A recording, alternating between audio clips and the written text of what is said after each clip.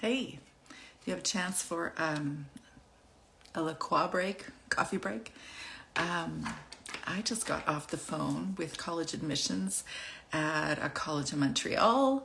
My third daughter is graduating high school this year and is heading off to the other side of the country, as appears they all are doing. Let's just hope I can keep my son home. We'll see.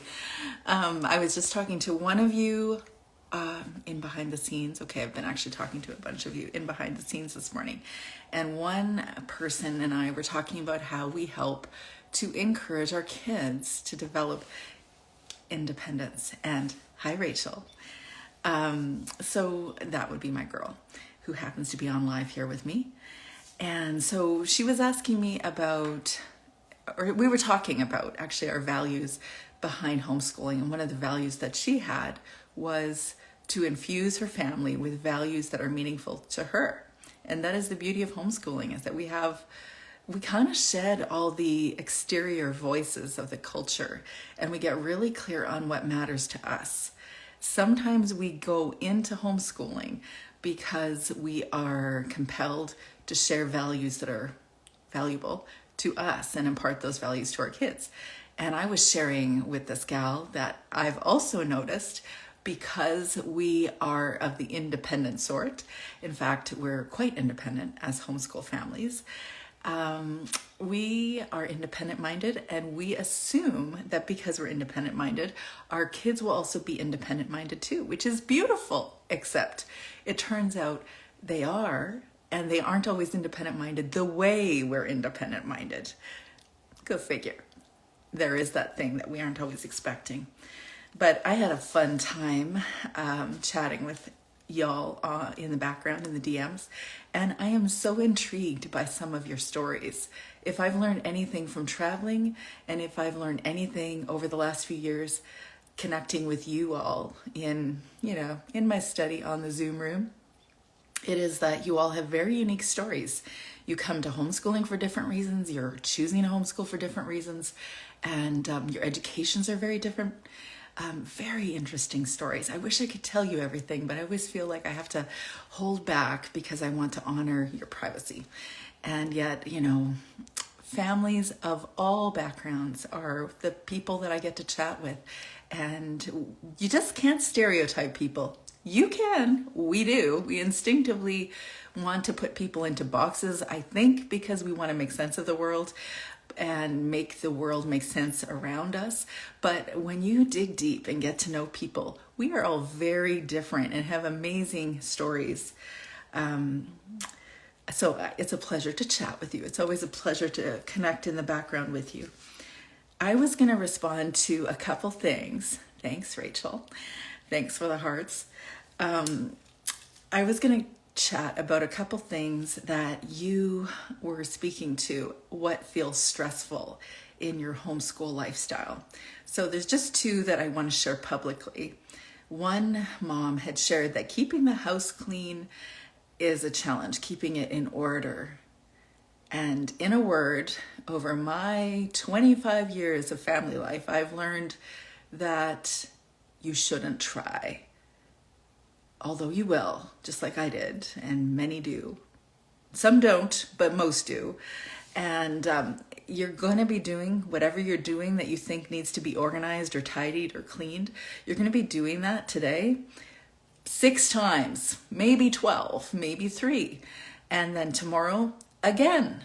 And then next day, again and again and again and again, until finally you either decide to hire a housekeeper, or, which could be brilliant, but also maybe you don't and you can't, and you just have to, gradually let go your expectations.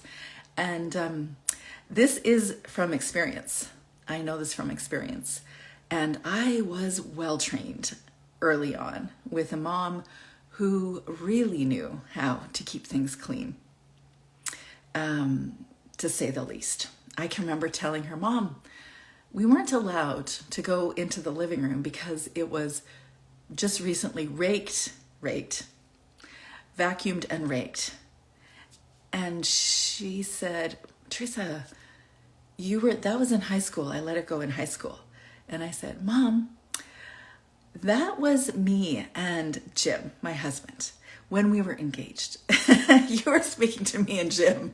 So anywho, I have been well trained in keeping a house clean and tidy. And yet I've learned I don't want my entire life defined by how tidy and clean my house is. Or more importantly, I don't want to invest my life in just keeping the house clean. And though it be important, and I don't deny it, and clearly on Instagram, most of the time you're not going to see the dirty counter or the, counter full of dishes, except actually you will if you look back in my Instagram reels. I do show that stuff because I want to be real. But you won't always see that stuff. I'll push all the papers away so you can see the pretty parts of my study, as one does, because you already have your mess. You don't need to see mine. And yet we can't always expect it to be lined up and clean and perfect. I think we need to have a plan for it. So if that means once a month for you, if that means hiring a housekeeper, if that means doing it once a week, if that means you want to do it right, so you're going to do it all yourself, or if that means you want your kids to join you so they each have their own chores, or however you decide to do it, if you come up with a plan, just like you do with your homeschool activities, create a routine around it. Try not to be, a little too militaristic about it, because in the end, when you do that, it's just you that's going to be less happy and the house will still get dirty. So the key is to gradually work towards letting go of the expectations. And then one day, when they all leave, then you can reassess how you're going to do it. And in my experience, because I've already now almost graduated my third daughter, so 2 of my girls are grown up, it's easy for me to see in hindsight that it really will happen. Your house really will get clean again. And then they won't be here. It's true. Until they come back. And then you remember, oh, they're kind of untidy. But anyway, come up with a plan and don't invest your life into keeping the house clean. And the other thing that one of the moms had shared was that it can be stressful. Let me just read this. Affording the time and money or resources for all the activities. As a homeschool parent, we have so many opportunities. If the school world only understood how many activities we had, maybe they wouldn't be concerned about the S word. Maybe. So you can't actually afford all the opportunities. You can't afford the time. You can't invest all the time and the money into all the activities because there's endless possibilities. And as homeschool families, if we don't already have them available to us, we certainly have the capacity to make them or ask somebody to help us create something, a mentorship around something or a co-op around something or literally anything, because we homeschool families are entrepreneurial by nature. We are just self-starters, independent-minded. We go get things done, right? We are those people that get stuff done, and we can create stuff. Well, I'm going to tell you, I have a couple thoughts around creating the resources to access the things you want. The first thing is, I just want to clarify, we can't do everything. We have a limited timeline. We need to sleep. Our kids are not better off for being in every activity anyway. With different kids, they need different amounts of solitude and quiet time. They need different amounts of social time. They need different amounts of mental stimulation and physically burning things off, doing physical activities. They all need different things, but they can't have constant activity. Very few of them, some of them, but very few of them want constant activity or need constant activity. Having said that, if they want more than you and you don't have the financial resources to enable that, I'll give you an idea that we used in our family life. And it surprised me how it actually worked out. I remember we had the capacity to pay for certain things, and yet we chose not to because we wanted our kids to be industrious and to find ways to create opportunities for themselves. So what we did is said that we weren't paying for extracurriculars, even though we could, but that they could earn money towards their extracurriculars. We'd also allot a certain amount of money per month, kind of like a budget for each of them. I can go into detail more about that another time, but partly for their own learning opportunities.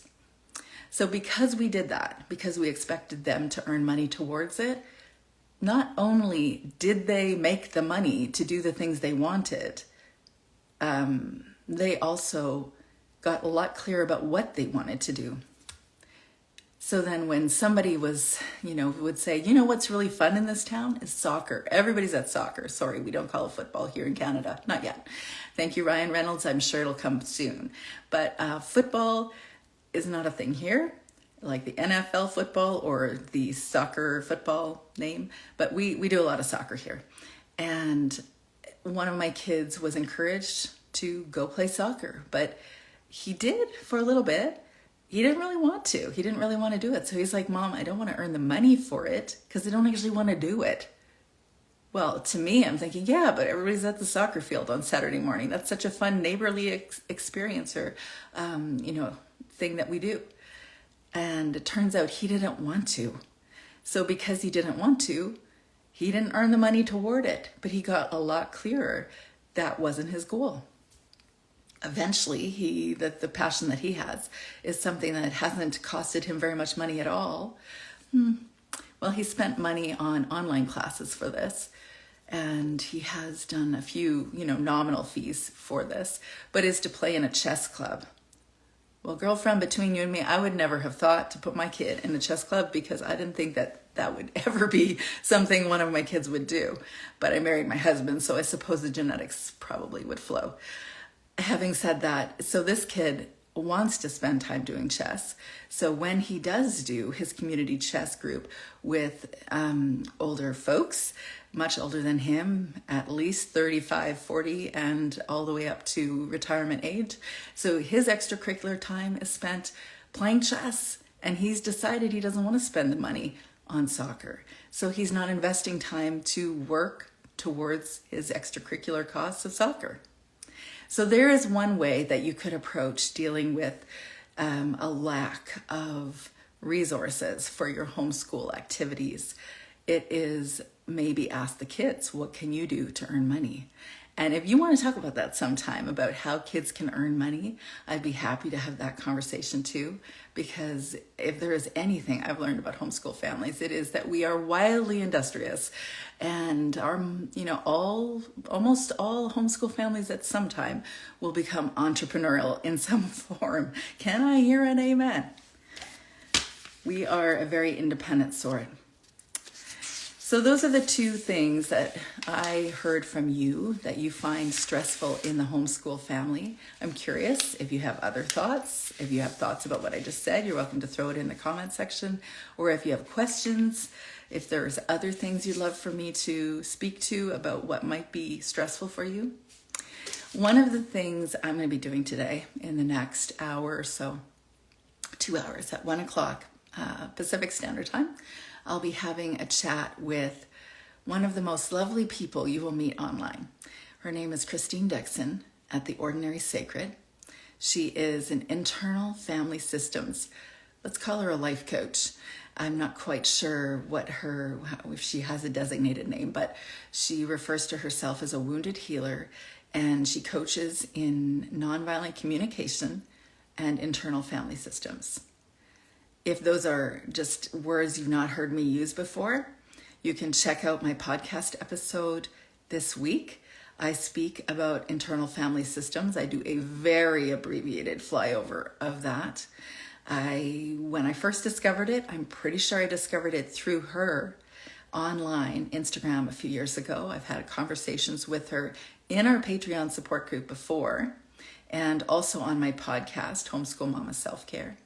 Because these two modalities, these two ways of understanding ourselves and how we relate in relationships, they have been profoundly beneficial for me and have also been profoundly beneficial for a lot of other people.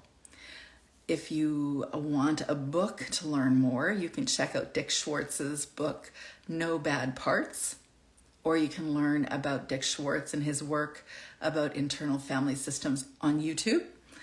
On my YouTube channel, I have a variety of things from him, which you'll find in the Homeschool Mama Support group on YouTube, and you'll see a bunch of stuff by him. In a nutshell, internal family systems acknowledges that we have different parts inside of us. I think our common language speaks to this IFS thing. We use this way of speaking all the time. We say, well, there's a part of me that wants to do this, like go to the Homeschool Mama retreat, right? There's a part of me that absolutely wants to go to a Homeschool Mama retreat. And then there's another part of me that says, but I don't have the money for that. Or I don't want to leave my kids because I feel bad that I'm leaving them for a weekend without me and I'm going to go do something else. Or even just an hour a week. So there's different parts of you that want different things. And those parts both want to be honored and acknowledged. Well, sometimes we have parts of us that are protective. There's parts of us that want to overmanage our life or our environment or the people in our environment because it makes us feel safe and less afraid, less anxious. There's parts of us that want to react or want to fight things that seem unjust or fight things that feel threatening. And there's parts of us that are just quicker to react because they're trying to protect the vulnerable parts of us. Those parts, there's also parts of us that want to hide.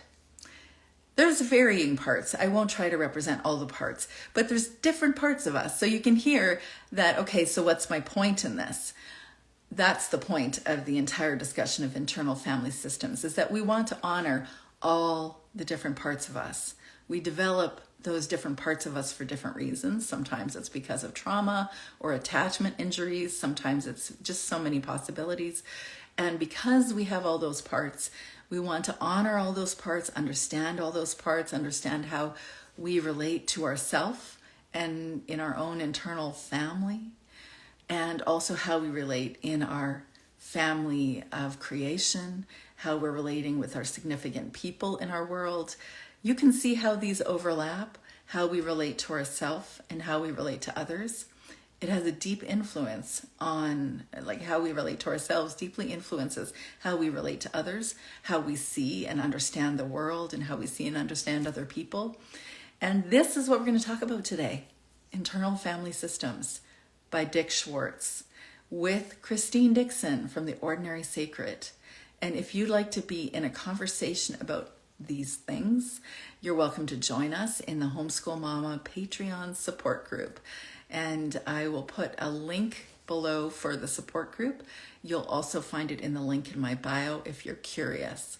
So if you've got any questions about that, throw them in the comments section and I'm happy to ask her. And you'll be able to, if you are part of the group already, you'll be able to watch the recording later unless you join us, and then you can ask live. All right, I hope you're having a really great day and we'll talk to you soon.